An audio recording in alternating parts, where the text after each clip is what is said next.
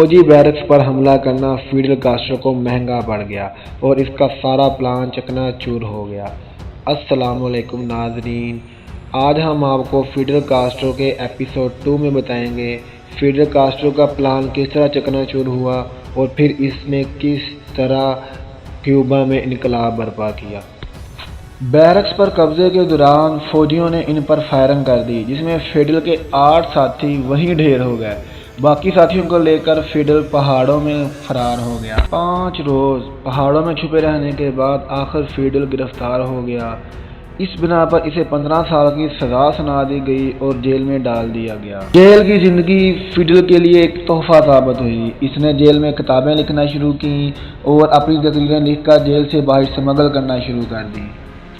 1954 میں کابل صدر نے بناوٹی الیکشن کروا کر الیکشن جیت لیا اور اسی خوشی میں اس نے تمام سیاسی قیدیوں کو رہا کر دیا، جس میں ایک فیڈل کاسٹرو بھی تھا۔ مگر فیڈل کاسٹرو اپنی رہائی پر خوش نہیں تھا۔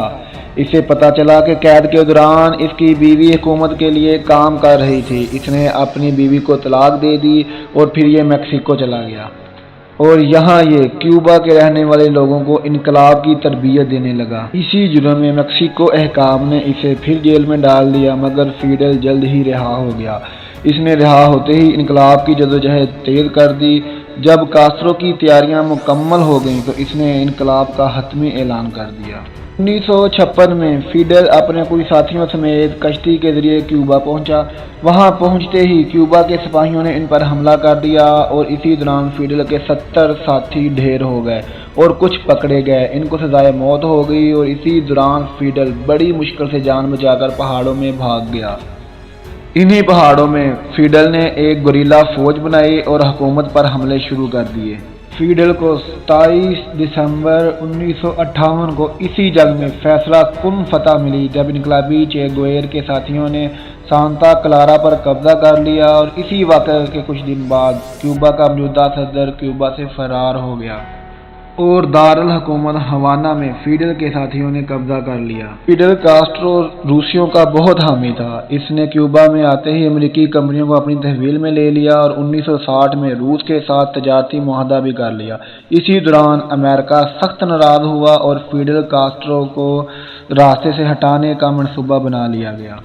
امریکہ نے امریکہ میں رہنے والے کیوبن شہریوں کو تربیت دی اور اسلحہ دے کر کیوبا پر حملہ کر دیا، لیکن دوسری طرف فیڈل کی فوج بھی مقابلے کے لیے تیار تھی۔ انہوں نے حملہ آوروں کو گھیر لیا اور انہیں جلد ہی ہتھیار ڈالنے پر مجبور کر دیا۔ اس واقعے کے بعد فیڈل امریکہ کے اور بھی خلاف ہو گیا اور اس نے روس سے ایک ایسا معاہدہ کیا جس نے امریکہ میں تہلکہ مچا دیا۔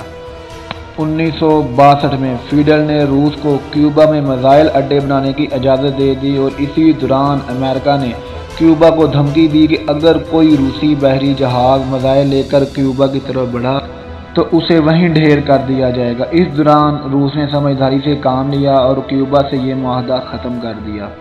اسی وجہ سے اب کیوبا اور امریکہ کی دشمنی اور بڑھ گئی۔ امریکہ نے کیوبا پر کئی تجارتی پابندیاں بھی لگائیں اور کئی مرتبہ فیڈل کو مارنے کی ناکام کوشش بھی کی گئی، مگر وہ ہر بار بچ نکلا۔ فیڈل کیوبا کا فوجی سربراہ، وزیر اعظم اور پھر صدر بھی رہا۔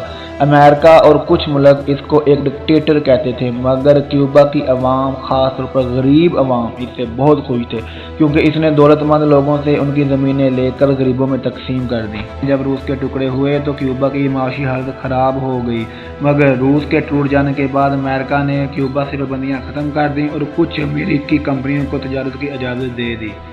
اس کے بعد فیڈل کاسٹرو کی صحت خراب رہنے لگی اور 2007 میں اس نے صدارت سے استعفیٰ دے دیا اور 25 نومبر 2016 کو 90 سال کی عمر میں اس کی موت ہو گئی۔ اس بنا پر 9 روز کیوبا میں سوگ منایا گیا۔